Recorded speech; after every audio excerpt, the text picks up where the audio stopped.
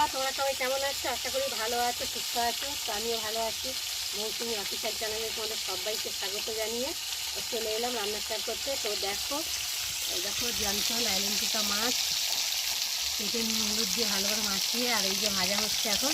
এই যে কিছুটা ভেজেছি, আর এখন এই যে মাথাগুলো এখন ভাজা হচ্ছে।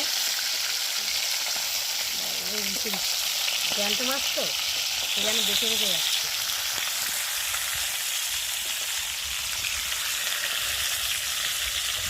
ভাজাগুলো সব ভাজা হয়ে গেছে, আর এখন এই যে মাথাগুলো ভাজা হচ্ছে।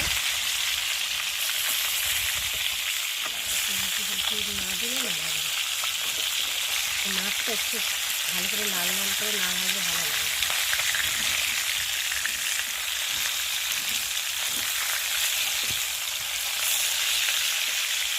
তো দেখো, আর মাছের ঝোল হবে, জ্যান্ত মাছের ঝোল, তার জন্য আলু কেটে নিয়ে এসেছি।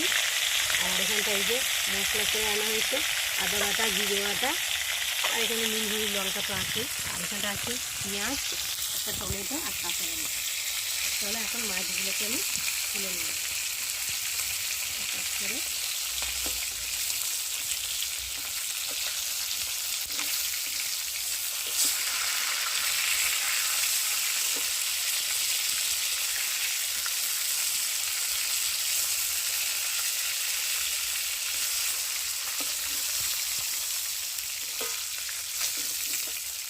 মাথাগুলো তুলে নিয়েছি, ভাজা হয়ে গেছে। একটু ভালো করে দেখো, পুরো 1 কিলো মাছ জ্যান্ত। তো চলো, এখন কড়াতে তেল আছে, আর একটু তেল দেব।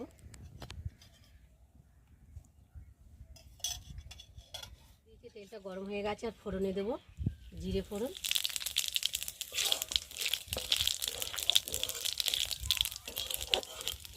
জিরেটা একটু ভাজা ভাজা হয়ে গেছে, আর এখন আমি কেটে রাখা পেঁয়াজগুলোকে দিয়ে ভালো করে ভেজে নেব। দেবো কটা কাঁচা লঙ্কা,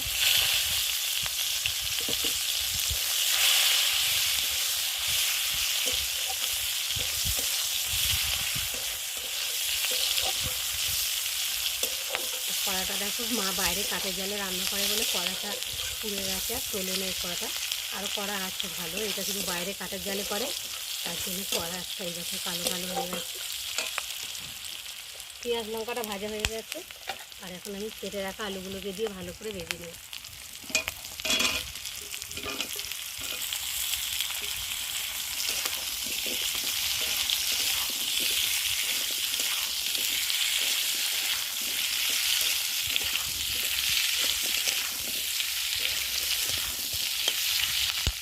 আলুগুলোকে একটু ভালো করে ভেজে নিই।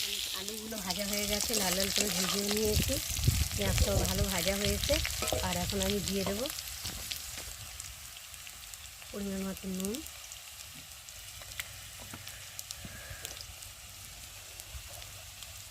হলুদ গুঁড়ো,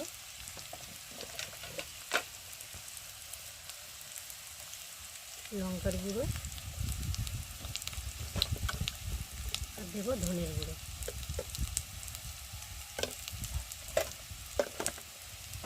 দিয়ে মশলাটা ভালো করে কষিয়ে নেব।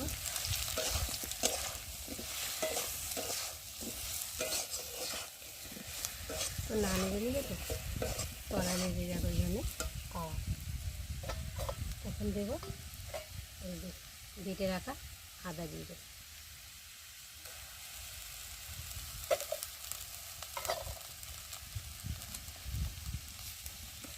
তো একেবারে বেশি করেই মিক্সচারে আদা জিরেটা বাটা হয়ে গেছে, বেশি করেই বেটে রেখেছে। আর মাছ ভিজে রেখে দেবো, ভিজে রেখে দেবো তো নষ্ট হয় না।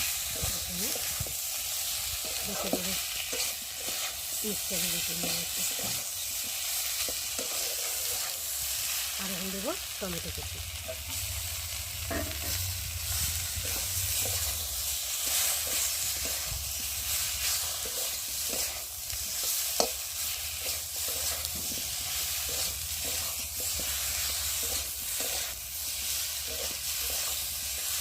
ভালো করে কষিয়ে নিই। তো দেখো বন্ধুরা, মশলা ভালোভাবে কষানো হয়ে গেছে, আর মশলা থেকে দারুণ একটা গন্ধ ছেড়েছে, খুব সুন্দর ভাজা হয়েছে দেখো।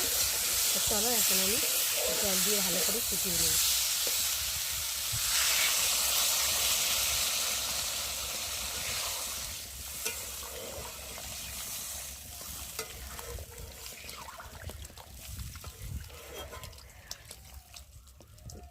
জ্যান্ত মাছের ঝোল হবে, তো ওই জন্য 1 কড়া ঝোল।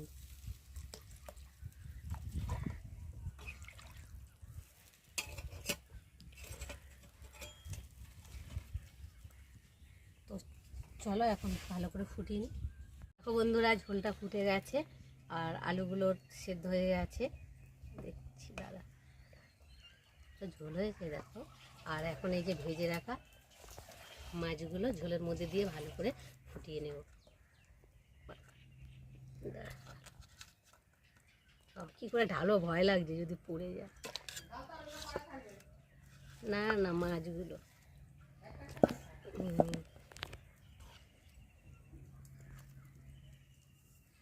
ভালো করে করে ডুবিয়ে দিই, কেজি মাছ।